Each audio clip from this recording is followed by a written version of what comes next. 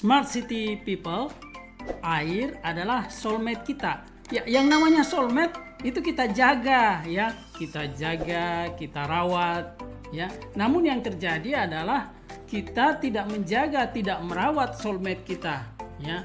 Orang dengan seenaknya, ya, membuang kotoran di sungai dengan tidak menjaga aliran air yang ada. Padahal kalau kita berpikir bahwa air adalah soulmate kita, ya yang namanya soulmate kita jaga, kita rawat. Kenapa? Karena air adalah sumber kehidupan kita. Ya, meskipun di depan kita banyak sekali emas, tetapi kalau kita kehausan, ya, maka emas tidak akan ada harganya. Ya. Sebenarnya air itu hidup, ya, sesuatu yang hidup. Ya, banyak sekali riset bahwa air itu bukanlah benda mati, tetapi air adalah benda hidup. Ketika air diperlakukan dengan baik, maka kristalnya akan menunjukkan formasi yang indah, yang baik, ya.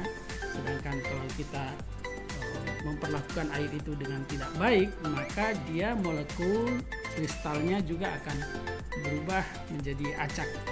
Jadi air itu hidup. Nah, air itu hidup dan menghidupkan kita. Bagaimana hidup bersahabat dengan air? Untuk bisa hidup bersahabat dengan air, yang perlu adalah satu, kita punya pengetahuan dasar, ya. Pengetahuan dasar tentang bagaimana mengelola air bersih. Yang kedua adalah kita membangun sikap kita, perilaku kita terhadap air. Ya, sikap kita terhadap air artinya tadi, ketika kita mengambil posisi sebagai soulmate, maka kita akan menjaganya. Yang ketiga adalah tindakan kita terhadap air, sumber-sumber air.